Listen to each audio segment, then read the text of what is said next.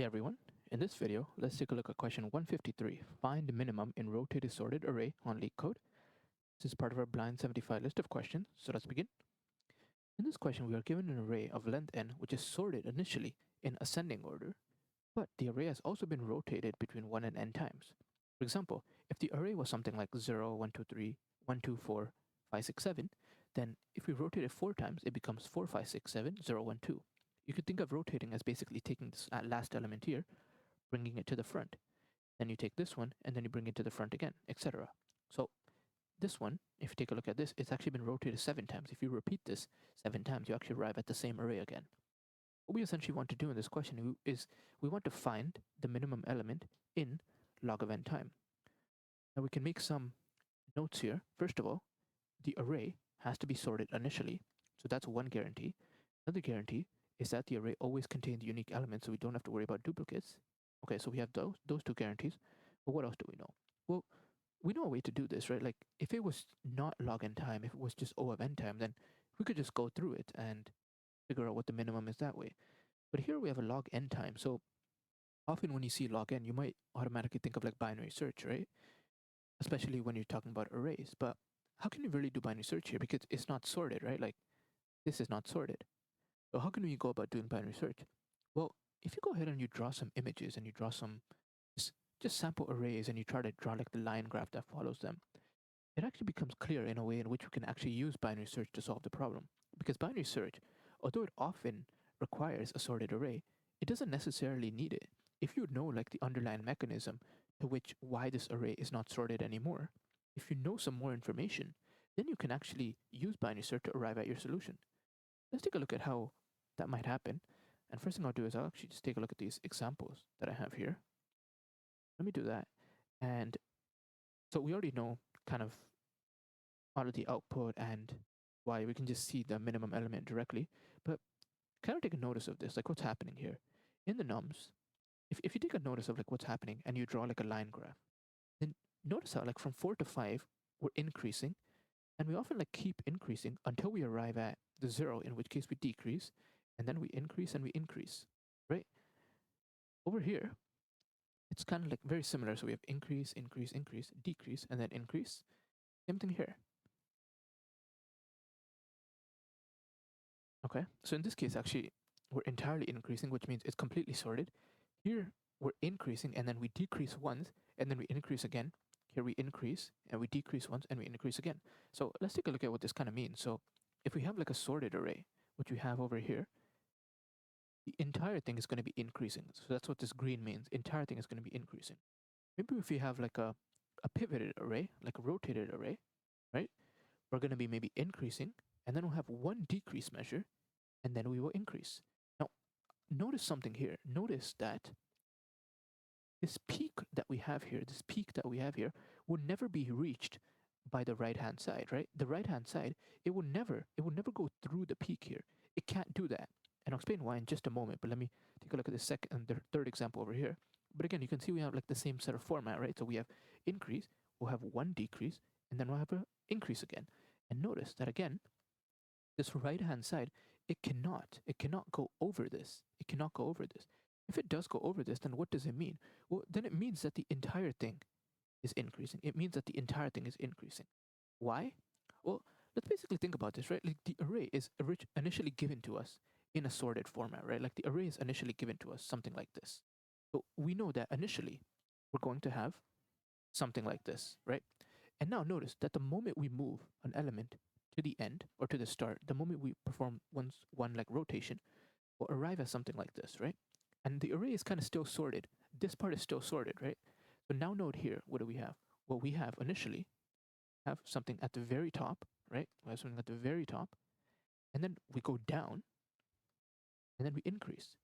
But notice that because the array was initially sorted and we rotated, this first item here can never be less than this item here unless we're stuck with the original array, unless we're stuck with something like this. Because if you think about it, like every time we rotate this array, we do something like, maybe let's do a couple of rotations. So 5, 6, 7, 8, 9, and then 1, 2, 3, right? Every single time, this element here, this first element, will always be greater than this last element here. Simply because the array was initially sorted, and then we perform the rotation. The only time that we'll have that the leftmost element is greater than the rightmost element is if the array is basically at its original form again. So that's something we can note from here. Okay, so we noted that. Now, what else can we do? Now, notice here that this the spot that I've marked, right? Like the spot that I've marked, this is essentially like the midpoint. This is the midpoint in the binary search. It would basically be equal like to the left-hand side here plus the right-hand side here divided by 2. And this is an I and a D. It basically means like increasing, increasing, increasing, decreasing, increasing, increasing. Okay, so we have that information here. So we made a couple of observations, right? We noted that left-hand side is always greater than rightmost side unless array is already sorted. So we already made this conclusion over here. Now, what exactly are we trying to do in this problem? Well, we're trying to find the minimum element, right? And if you think about it, this like thing that we have here, like this dip that we have here, it can only occur once in the array, right? Because the array is already sorted. We cannot have a scenario where we have something like this. Like we can't have like two dips over here. That's impossible. The only thing we can have is a single dip because the array has already been sorted. Just go ahead and try with a simple example that's already been sorted. So try with something like this. Go ahead, move the 9, move the 8, move the 7, and notice how we always just have one dip. And so that dip that we have has to be the minimum element, right? It has to be the minimum element. This is actually kind of badly drawn here because this shouldn't like start off at 0. This should really like start off at the 7. Like it should actually start off at the top. But basically, if you think about this one, right? Like if you think about something like 7 and then something like this, we have something which follows like this scenario. And notice that the right-hand side can never be greater than the left-hand side. Okay, so now we know another thing. So we basically know that our answer of minimum element has to be the dip, right? It has to be the dip. And we also know dip can occur only once. So we know these three things. Okay, so we have all of this information. Now, how might we go about doing binary search on this, right? Like in binary search, what do we need? So I'm going to go ahead and let's go ahead and consider these two examples here, right? Consider these two examples. And what I will do is I'll just zoom in a little, right? I will zoom in and let me consider this one at the bottom over here. Okay, so what do we start off with?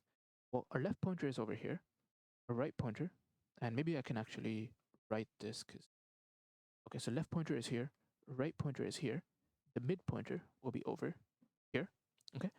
So what can we know? Well, take a look at this graph over here.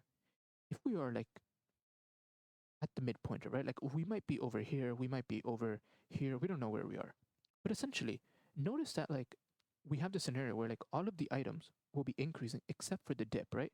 So basically, from this scenario here, we know that on the right hand side, like overall, we must be increasing. Overall, we must be increasing. Sure, there might be a dip, and actually in this case, it turns out there is a dip, but overall, we're going to be increasing. And I'm actually going to zoom out. Okay, so overall, we will be increasing. What can we like actually understand from this? Well, if you think about this, we have a 9 over here, right? And we have a 4 over here. What does that mean? Well, if we have a 9 and then we have a 4 later on, then we know, right? Like we know that there must have been a dip, right? Because otherwise we would have just continued increasing. We would have just continued increasing 9, 10, 11, 12, etc. We would have just continued increasing. We already argued that we can only have one dip inside of the entire array. And if we have that dip, then we know that there's a minimum there. The only way that we have 9 in the middle point and then 4 in the end is if there is a dip on this like side of the graph. So we already know basically that there has to be a dip somewhere here. There has to be a dip somewhere here. And we can actually do better than that. There has to be a dip actually somewhere here. We can ignore the midpoint because we know that the midpoint is essentially greater than the 4 here, right? So it cannot be the answer. So that's one scenario here, that this has to contain the value. And we can actually see that here, the midpoint is greater than the right-hand side and the dip is actually over here. So 1 is the value. So that's something we can also know. Now, what if in this case, the midpoint is over here and the right-hand side is actually greater? It's greater than the midpoint. Well, what do we know? Well, we know that the values, they have to be increasing, right? They have to be increasing. And if they are increasing, so take a look at these values here. If the values are increasing, so we have something like 9 and then 1 and then 4, basically, they can never be, the value on the right hand side can never be greater than the value in the minimum unless it was a strict increase, right? Unless it was a strict increase. What do I mean by this? We cannot have a scenario where we have like a 2 over here, we have a 2. If 2 we notice is over here and 6 we notice is over here, we cannot have a scenario where we have something like this. We can't have a dip and then an increase, because we already argued that if we have that, like, the dip can never go above the value, right? So the dip here, we can never go above this line over here.